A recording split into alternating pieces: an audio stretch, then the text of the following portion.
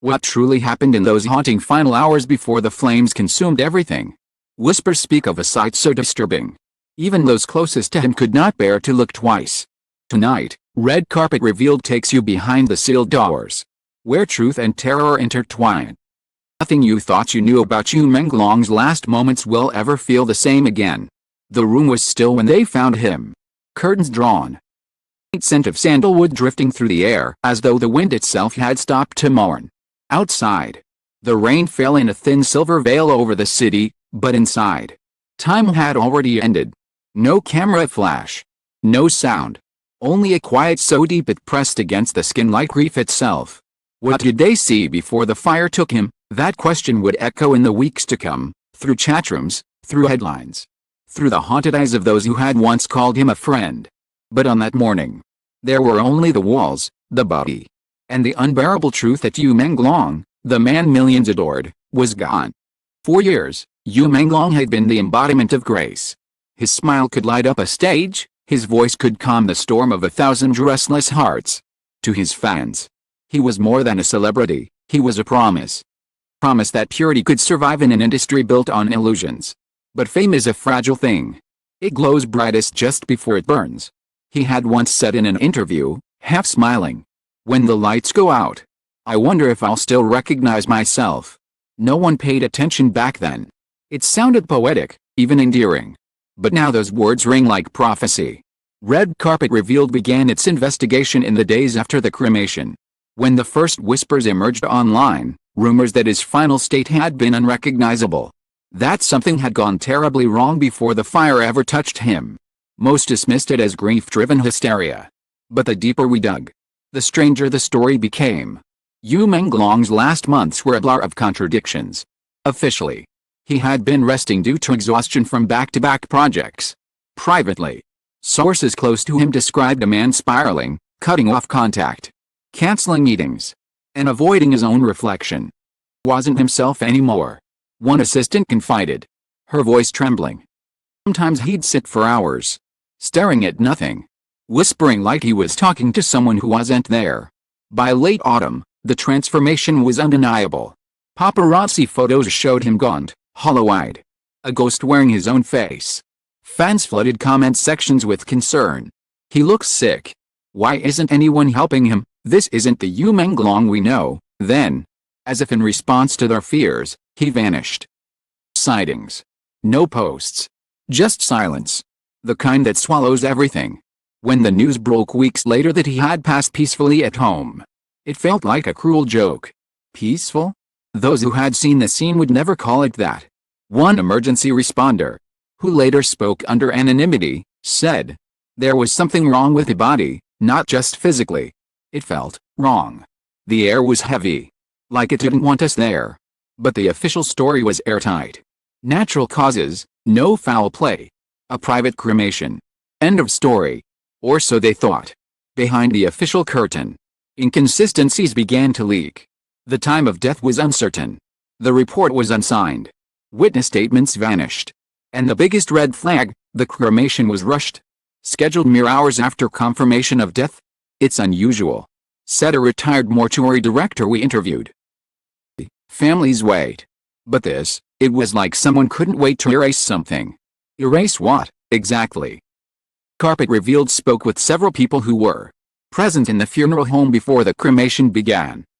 Counts, though fragmented, painted a picture far darker than anything the public was told. One claimed the room was sealed off unexpectedly. Another mentioned seeing strange marks on his hands.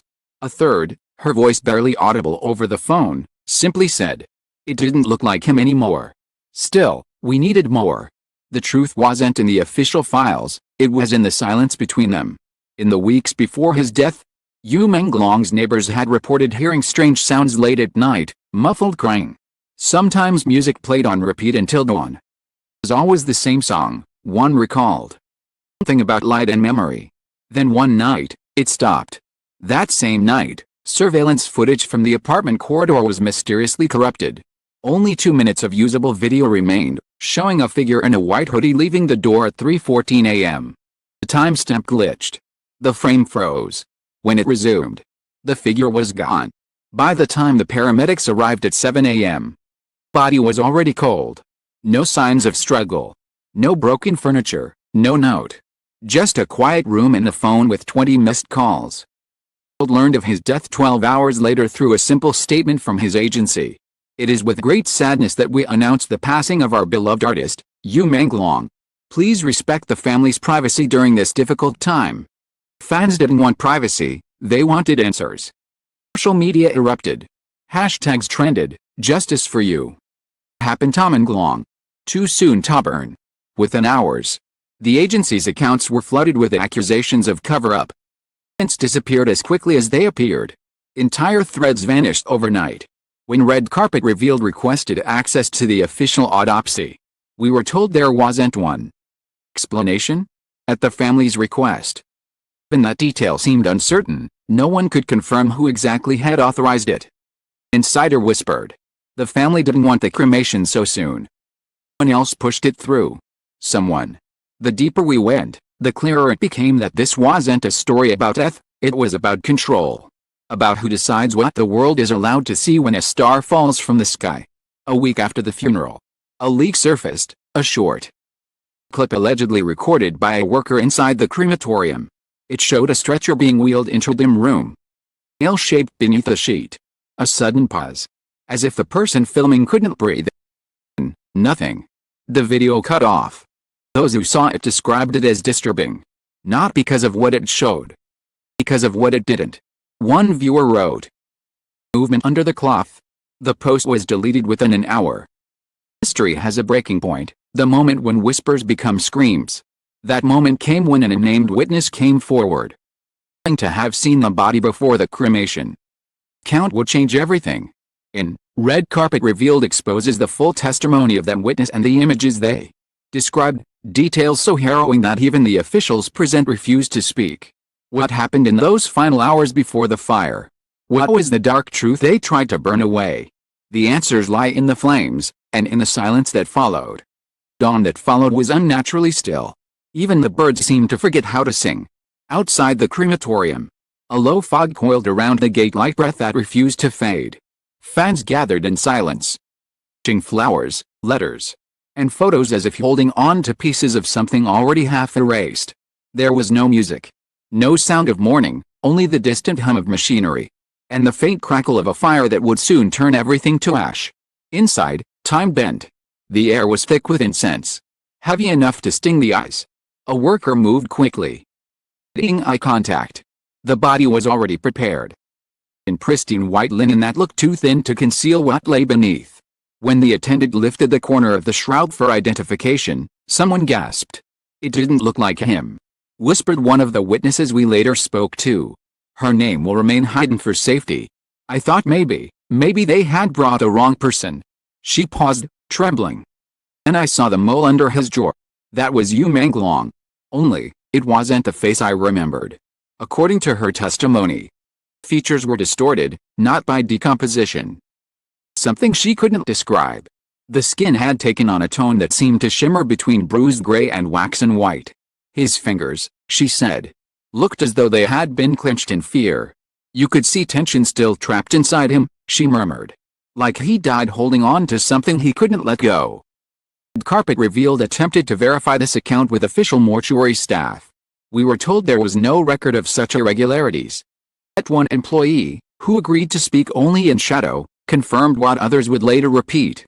There were marks, he said. Fire damage. Something else. Circular, symmetrical. Almost like burns but not caused by heat. What kind of burns leave no trace of flame? What kind of silence can erase a scream? The witness continued, they wanted to start the cremation early. I remember one of the officials saying, it's better not to delay. Why? What were they afraid would happen if we waited? Inside the crematorium, fans waited in confusion. The official time of the ceremony changed 3 times in a single morning. A group of mourners who had traveled overnight from his hometown were turned away at the gate. Family only, guards insisted. Later that day, even some relatives claimed they hadn't been informed. When it was already over, one cousin said, I forgot to say goodbye. The fire began at 10:37 a.m. The process, according to staff, Should have taken less than an hour. The flames burned for nearly 2.5. The machine overheated, claimed a technician. It happens sometimes. Another worker later revealed that during the process, system's temperature gauge flickered erratically, as though something inside refused to burn. By noon, all that remained was ash. A small urn. Field certificate. A family escorted out through a private exit. And a silence that would not die. 3 days later, a document surfaced online, an alleged internal memo from the funeral home, stating that an unidentified person had requested early cremation approval using the agency's letterhead. The signature was blurred. Name unrecognizable. The post vanished within 20 minutes. Damage was done. The conspiracy had begun to breathe. While photos began to circulate, grainy, low-resolution shots of what appeared to be Menglong's final resting room. A white table. Cup of tea still half full. A photograph of a sunset propped against a mirror. In the reflection, some swore they could see another silhouette behind him. Others claimed it was just a shadow. The more the images were shared, the faster they disappeared, flagged as graphic content or false information. We reached out to one of the moderators who handled the deletions. Orders came from above, he said simply. Told why. Just delete everything related to his condition before cremation. There's a saying in journalism, when silence becomes aggressive, you've found the truth's pressure point. And here, the silence was deafening. A week passed. Then another. Frenzy faded. People moved on. But red carpet revealed did not. Found the woman again, the same witness who had stood beside his body before the flames. This time, she spoke without trembling. They told us to remember him as he was. She said. But how can we, when what we saw doesn't match the story we were told? Described something else she had noticed that day, a faint metallic smell that lingered even through the incense. Like iron and smoke, she said. Seen bodies before. But this was different. It felt staged. Clean, yet not peaceful. Her final words stayed with us long after the interview ended. Don't think he died alone. I think someone helped him disappear. Disappear. Not die. That word changed everything. We began tracing digital footprints, private messages, deleted files, email fragments recovered from his fan club's archives. One thread, dated 2 days before his death, contained a voice note allegedly recorded by Yu himself. Voice was soft, tired, but unmistakable. Keep dreaming of fire, it said. Not burning me, but erasing me. I think that's what they want, to erase me before I say too much. The clip ended abruptly. No context, no recipient. Metadata linking it to a phone number that no longer exists. We presented this to his management agency. The response was immediate and firm, fabricated. We will take legal action if this continues. But they never did. The fans, meanwhile, kept the vigil alive. Every night at 3:14 a.m. The time the hallway footage froze, they lit candles and played his song Light and Memory. The lyrics now felt like an omen. If the world forgets me, the fire will remember. Months have passed since that day. Questions remain. Why the rush to burn? Why the silence around the marks? Why the missing files? Perhaps the most haunting question of all, if the body was truly his, why were there 2 different signatures on the death certificate? Carpet revealed obtained a copy of the form. Consistency was glaring. One signature was neat, curved, and in familiar ink. The other, angled, jagged, blurred, looked forced. Experts confirmed it was likely traced. Agency refused to comment. To some, it's just another celebrity tragedy. To others, it's proof of something deeper, a warning about what happens when fame collides with fear. When truth becomes a liability. The fire may have consumed his remains, but it could not burn the questions. It could not burn the grief that clings like smoke to every heart that loved him. One former colleague told us quietly, he used to say, if I ever disappear, tell them it wasn't by choice. Maybe that's why the fans still gather. Why they whisper his name into the night. Why they stare at the sky waiting for a sign that he's still watching. Because somewhere beyond the noise, beyond the edits and the smoke, they still believe Menglong's story isn't over. In the end, the nightmare before cremation wasn't just the sight of a body changed beyond recognition, it was the realization that truth itself had been burned alive. And yet, truth has a way of surviving.